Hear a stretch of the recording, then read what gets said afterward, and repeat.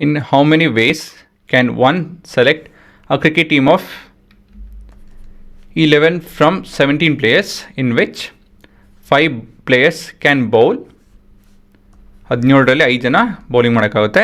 If each cricket team 11 must include exactly 4 bowlers ಅಂತ ಹೇಳ್ತು ಅಂದರೆ ಬೌಲಿಂಗ್ ಗುಂಪಿದೆ ಮತ್ತು ಇನ್ನು ಮಿಕ್ಕಿದ್ದು ನಾನ್ bowlers ಗುಂಪಿದೆ.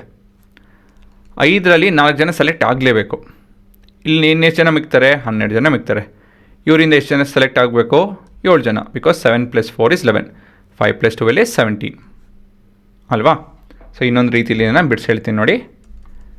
The team members should include 4 bowlers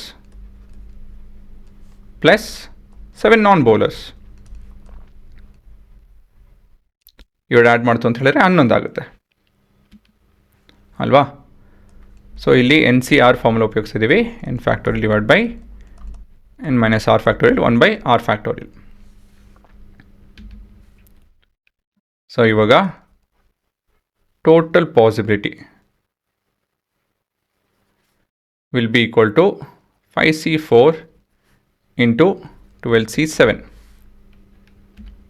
So this will be 5 factorial divided by 4 factorial 1 factorial into 12 factorial divided by 7 factorial into 5 factorial.